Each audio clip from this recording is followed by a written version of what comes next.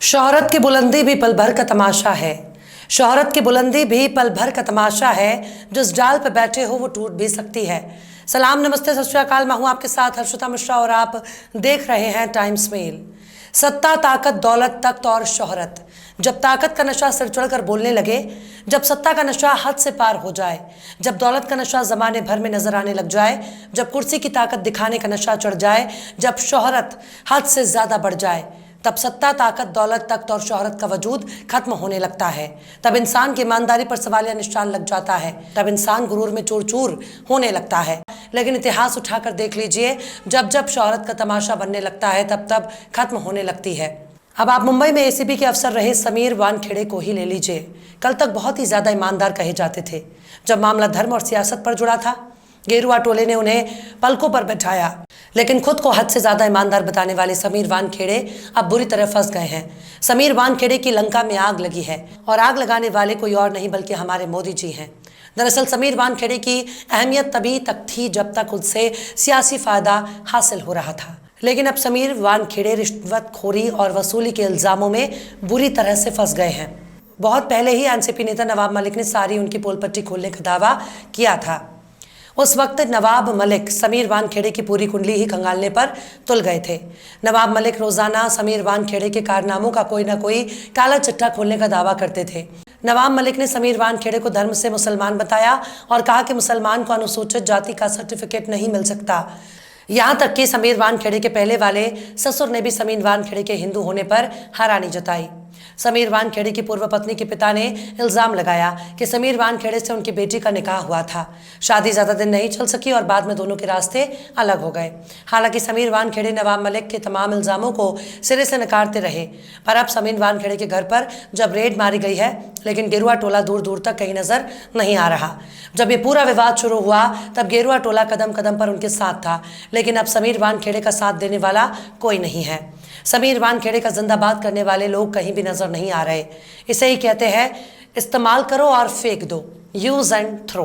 लेकिन समीर वानखेड़े ट्रेन में मिलने वाला 15 रुपए का पानी का बोतल साबित हुआ, जिसका पानी खत्म होने के बाद उसे निचोड़ कर फेंक दिया गया। अब समीर वानखेड़े के साथ खड़े होने वाले बीजेपी के नेता नजर आ रहे हैं और ना ही गेरुआ टोला। दरअसल सीबीआई ने समीर वानखेड़े के घर पर रेड की है और सिर्फ समीर वानखेड़े ही नहीं बल्कि उनके साथ काम करने वाले कई अफसरों के ठिकानों पर सीबीआई ने छापा मारा।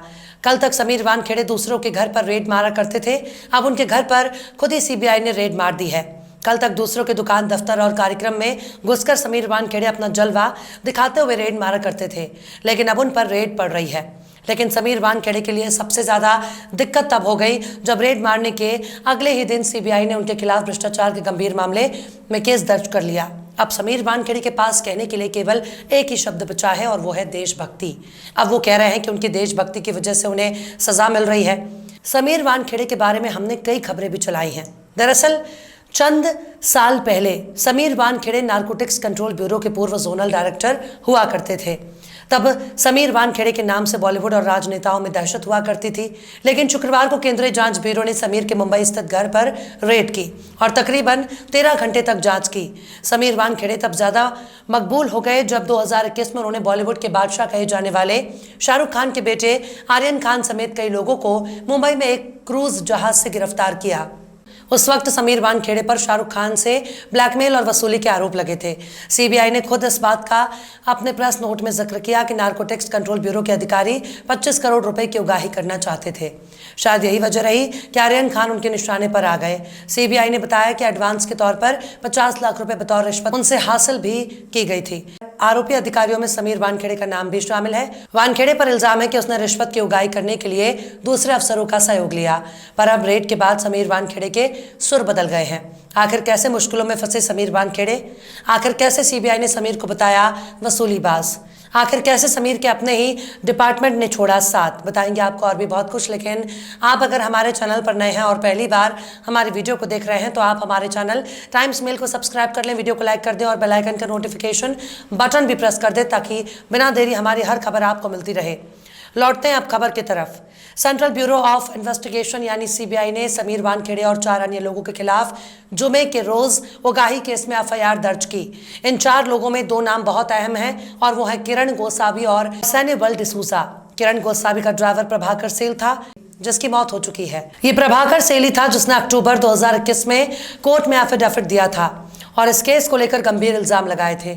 सेल के इल्जाम के बाद तत्कालीन महाराष्ट्र सरकार ने एक एसआईटी बनाई थी। एसआईटी ने एनसीबी ऑफिस से लेकर पेरल और कई दर्जनों जगह के सीसीटीवी फुटेज की छानबीन की, काफी लोगों के बयान लिए और बाद में अपनी रिपोर्ट तत्कालीन मुंबई पुलिस कमिश्नर को सौंप दी थी। यही नहीं, मुंबई एसआईटी ने अपने जमा सारे एविडेंस एनसीबी की विजिलेंस टीम से शेयर किए, जिसका गठन भी प्रभाकर सेल के आरोपों के बाद ही हुआ। टाइम्स ऑफ इंडिया ग्रुप के नवभारत टाइम्स के मुताबिक मुंबई एसआईटी से जुड़े एक अधिकारी ने कहा कि हमने अपने केस में शाहरुख खान की मैनेजर पूजा ददलानी को 2 बार समन भेजा स्टेटमेंट देने के लिए, लेकिन वो आई नहीं, इसलिए हमने उस केस में कोई एफआईआर दर्ज नहीं की और बेहतर यही समझा कि सारे सबूत एनसीबी की विजिलेंस टीम को दे दिए जाएं। चूंकि विजिलेंस टीम ने अपनी रिपोर्ट में समीर वानखेड़े और उनकी टीम के खिलाफ काफी नेगेटिव बयान दिए थे, इसलिए माना जा रहा है कि विजिलेंस टीम ने मुंबई पुलिस के एसआईटी के सबूतों पर गौर किया होगा और बाद में ये सारे एविडेंस सीबीआई को दिए होंगे। सीबीआई और एनसीबी दोनों केंद्रीय जांच एजेंसियां हैं। दरअसल इस पूरे मामले में प्रभाकर सेल के गंभीर आरोप थे। प्रभाकर सेल ने कोर्ट में दाखिल एफिडेविट में इल्जाम लगाया था कि जिस पंचनामे पर उसके दस्तखत की बात हो रही है उस पर उसके सिग्नेचर 2 अक्टूबर को क्रूज शिप के अंदर या बाहर कहीं लिए ही नहीं गए। एनसीबी मुख्यालय में उससे 10 ब्लैंक पेपरों पर सिग्नेचर करवाए गए। उसे तब तक नहीं पता था कि वो सिग्नेचर क्यों करवाए गए। प्रभाकर सेल ने एफिडेविट में लिखा कि पूरे केस में 25 करोड़ रुपए की डीलिंग की बात खुद उसने अपने कानों से सुनी थी। प्रभाकर के मुताबिक 2 अक्टूबर 2021 को कॉर्डिला क्रूज रेड के अगले दिन सुबह 5 बजे किरण गोस्वामी एनसीबी ऑफिस से 500 मीटर दूर किसी डिसूजा से मिला। वहां से किरण गोस्वामी और डिसूजा अपनी अपनी गाड़ियों से लोअर पेरल के लिए निकले।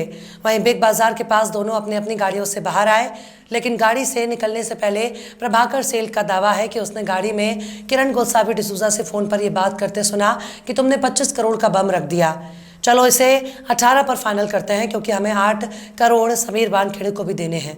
प्रभाकर सेल के मुताबिक कुछ मिनट बाद वहां मर्सिडीज गाड़ी से शाहरुख खान की मैनेजर पूजा ददलानी आ गई। सैम और गोस्वामी पूजा की गाड़ी में बैठ गए। तकरीबन 15 मिनट बाद सब अपने अपने रास्ते चले गए। गोस्वामी और प्रभाकर सेल मंत्रालय के पास आ गए। वहां से गोस्वामी अपने साथ प्रभाकर को लेकर वाशी गया। वहां से गोस्वामी ने प्रभाकर को ताड़देव सिग्नल के पास भेजा और वहां किसी से 50 लाख रुपए कलेक्ट करने को कहा। उसी दिन की शाम को गोस्वामी ने प्रभाकर को यह रकम सैम डिसूजा तक पहुंचाने को कहा। शाम तकरीबन 6:15 पर प्रभाकर ने रुपयों से भरे बैग मुंबई में ट्राइडेंट होटल के पास जाकर सैम को दे दिए। प्रभाकर के एफिडेविट में लगाए आरोपों के बाद मुंबई पुलिस की एसआईटी ने खुद प्रभाकर, किरण गोस्वामी और डिसूजा का उस दिन का सारा मोबाइल लोकेशन चेक किया, खुद उनके सीसीटीवी फुटेज चेक किए, लेकिन प्रभाकर के साथ नवाब मलिक का दिया गया वो वीडियो फुटेज एनसीबी को ज्यादा भारी पड़ गया, जिसमें किरण गोस्वामी लगभग खींचते हुए आर्यन को ऊपर एनसीबी ऑफिस ले जा रहा है। यही नहीं, कार्डिला क्रूज शिप में वो आर्यन के साथ सेल्फी भी ले रहा था और उसे वायरल भी कर रहा था। वहीं किरण गोस्वामी बाद में एनसीबी का पंच बनता है। वहीं किरण गोस्वामी कार में 25 करोड़ की डील की बात करता है, यानी समीर वानखेड़े पर पूरा वसूली गैंग चलाने का इल्जाम लग रहा है जो लोगों को ब्लैकमेल करता है और उनसे पैसों की उगाही करता है। पर इस बार मामला बहुत ही हाई प्रोफाइल था। इस बार सबूत भी थे और गवाह भी, लेकिन सीबीआई की रेड होने पर गेरुआ टोले के कोई भी नेता समीर वानखेड़े के पक्ष में एक जबान खोलने से बच रहा है। वरना एक वक्त था जब गेरुआ टोला समीर वानखेड़े की ईमानदारी और देशभक्ति की कसम खाया करता था। जब तक उनके पास पावर था तब तक उनके पीछे पीछे सेल्फी लेने वालों की कतार नजर आती थी, लेकिन अब उनके साथ सेल्फी लेना तो दूर की बात है, दूर खड़े होकर उनसे साहब सलाम करने वाला भी कोई नहीं है। बहरहाल चलते चलते आखिर में इकबाल साजिद ने भी क्या खूब फरमाया है, अब तू दरवाजे से अपने नाम की तख्ती उतार, अब तू दरवाजे से अपने नाम की तख्ती उतार, लफ्ज नंगे हो गए, शोहरत भी गाली हो गई। फिलहाल इस वीडियो में बस इतना ही। ये वीडियो आपको कैसा लगा कमेंट बॉक्स में जरूर बताइए। वीडियो पसंद आए तो लाइक करें। हमारे वीडियो लिंक को फेसबुक, ट्विटर, व्हाट्सएप पर अपने रिश्तेदार यार दोस्तों को भी शेयर करें और बेबाक, निष्पक्ष, स्वतंत्र पत्रकारिता को सपोर्ट करने के लिए आप हमारे चैनल टाइम्स मिल को जरूर से सब्सक्राइब करें और हाँ, बेल आइकन की घंटी वाली बटन भी आप जरूर से दबा दें ताकि आपको हमारे आने वाले नए वीडियो की नोटिफिकेशन फौरन ही मिल जाए। फिर मिलते हैं किसी और वीडियो में एक नई खबर के साथ। हर्षिता मिश्रा को दीजिए इजाजत। जय हिंद। तो देख लिया आपने हमारे इस वीडियो को। हमें उम्मीद है कि आपने हमारे वीडियो को लाइक किया होगा और दूसरों को भी शेयर किया होगा। अगर अभी तक आपने हमारे चैनल टाइम्स मेल को सब्सक्राइब नहीं किया है तो जल्दी से सब्सक्राइब कर दें और बेल आइकन भी प्रेस कर दें।